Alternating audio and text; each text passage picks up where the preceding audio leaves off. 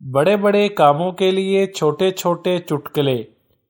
चूने के गाढ़े पानी से हाथ पर डिजाइन बना लें, इसे सूखने दें, फिर सादी मेहंदी का लेप हाथ पर करें। मेहंदी सूख जाए तो उतार लें। जहां जहां चूने का पानी लगा होगा वो जगह सफेद रहेगी, बाकी हिस्सा सुर्ख होगा। आप इस तरह बारीक डिजाइन हाथ पर बना सकती हैं। आज के ये टोटके कोई मामूली चुटकुले नहीं हैं, बल्कि बहुत एहतियात से मैंने इनका इंतखाब किया है। आप जब इनको आजमा कर देखेंगे तो खुद ही हैरान रह जाएंगे कि अरे इतनी मामूली सी चीज से भी ऐसे ऐसे काम लिए जा सकते हैं। ये टोटके हादसाती तौर पर दरियाफ्त नहीं होते, बल्कि इनके पीछे बरसों का तजुर्बा है, इसलिए इन्हें मामूली समझकर नजरअंदाज न करें। बर्फ के टुकड़े। आप अपने फ्रीजर में बर्फ के टुकड़े बनाना चाहती हैं, कोई बात नहीं, फ्रीजर के अंदर थोड़ा सा आम नमक छिड़क दें। आप फिर जिस अंदाज के क्रिस्टल टुकड़े बनाना चाहेंगी वो बन जाएंगे। मच्छरों से निजात।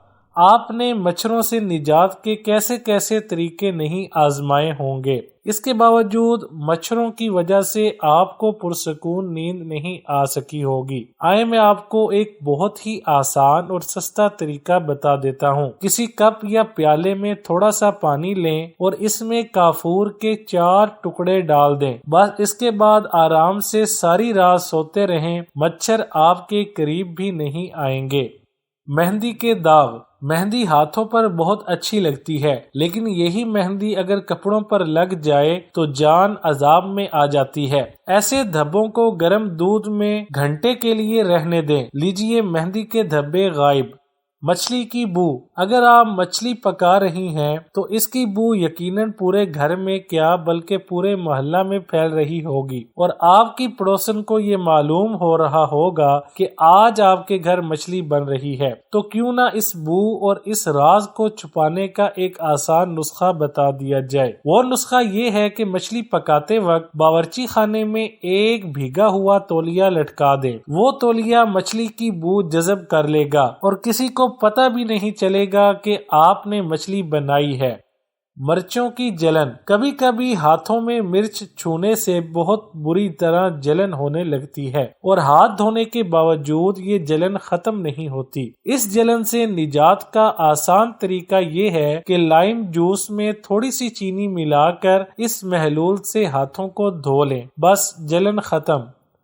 भूख कम हो जाए। आप सेब की रोटी पकाएं, खट्टे सेब खरीद लें और इनका रस निकाल कर इसमें 1 रोटी का आटा गूंद लें। 7 दिन ये रोटी खाएं। रोजाना ताज़ा रस निकाल कर रोटी पकाएं, इससे मैदा में ताकत आएगी और भूख लगेगी। खट्टे सेब सस्ते मिल जाते हैं।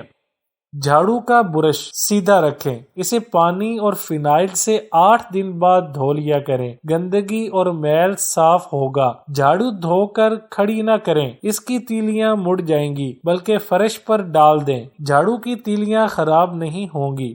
फर्श ज्यादा गंदा हो तो आप झाड़ू भिगोकर साफ करें, सारी मिट्टी झाड़ू में आ जाएगी। इसे फिर दोबारा धो लें। झाड़ू डोरी से कसकर बांधें, इस तरह वो बंधी रहेगी। झाड़ू देने में भी आसानी रहेगी।